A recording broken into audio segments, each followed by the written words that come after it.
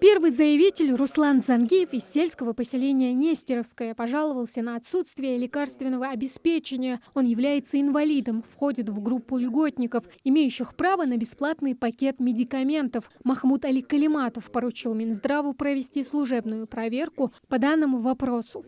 Когда операцию сделали, первый месяц не выдали, я сам купил, потом полгода выдали. Потом 3 месяца выдали, когда ты задаешь вопрос, какой-то приказ там отсылают, что на месте имеет право делать. Покажите номер приказа и приказ сам. Значит, давайте вот что. Служебная проверка туда конкретно по этому заявлению. Сколько давно уже вы должны получать? 3 года, 2 года? Нет, я год только. За год. За год его какие лекарства? Вы в январе получили же, да? В январе, да. Там вчера представитель Чёрный говорил, в январе 2 упаковки получили. Я лично одну упаковку получил. Если нормативный акт говорит, они должны обеспечить его по месту жительства лекарствами. Если не поступали, сколько у них таких, служебный проверка, сколько таких вот у них больных, которые должны получать их. Вот. А потом посмотри общую сумму, сколько они получали их, а потом кому они их отдавали. Отдайте больному человеку лекарства, это сложно. Надо было ему в голове прийти по всем больницам. Пусть себе соберут сведения, направь за своей подписью. Прошу вас, вот этот перечень лекарств, вот этих, которые положены, значит, сколько заявки в министерстве, они заявки в министерстве делают, они дорогостоящие, но для этого бюджет выделяет. Москва выделяет на это деньги. С этим разберемся. Погоди.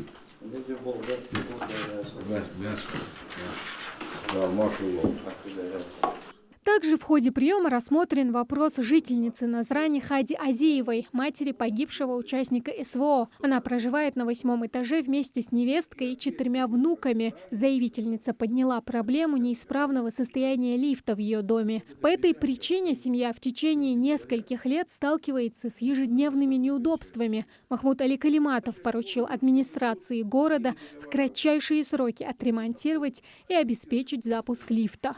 Мы по вашему поручению создали муниципальную управляющую компанию, но решили все-таки выставить на аукцион, и к нам зашла управляющая компания. Да. И мы вот эти 105-й массиве, поселок Юбилей. По тарифам там, смотрите, а то у вас люди там убегут. Да. В этой части работаете, чтобы люди были, которые взяли бы там в течение часа, приехали, и ответственны были бы, расписались. Поэтому люди жалуются. Анализ сделайте, вот взять перечень за год. Сколько они выезжали, делали по договорам контрактов. Какие дома, какие объекты, да? А потом посмотрите, повторно сколько раз они тут пошли. К первому дню праздника лифт будет запущен. Да, я говорю,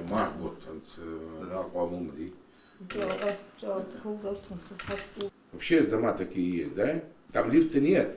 4-й, 5-й этаж, поэтому, может быть, вот этот анализ тоже продумайте.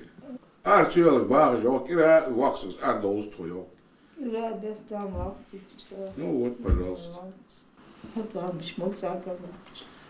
Тоже интересный вопрос, да? Посмотрите. Там проблема была только с этим одним лифтом, а все остальные там... Остальные вы ревизию провели? Уже у технадзора на учет 20 лифтов уже поставили. Поставили? Да. Мне приятно, что этот вопрос устранен. Потому что халдес, понимаете, 8-й этаж, мычал больше. Арчибол бабах. И там еще одна вещь. Пока у нас диспетчерская нет, надо на каждый дом.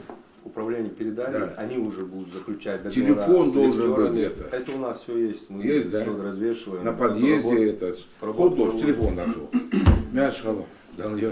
По остальным обращениям также были приняты соответствующие решения. В завершении Махмуд Али Калиматов подчеркнул важность проведения таких встреч с жителями республики. По его словам, этот формат взаимодействия позволяет напрямую слышать запросы и проблемы населения и оперативно реагировать на них. Все поступившие обращения поставлены на контроль. Тамара Хашагульгова, Хусейн Гагиев, Юсуп Ханиев, Рахман Цуров, Магаз 24.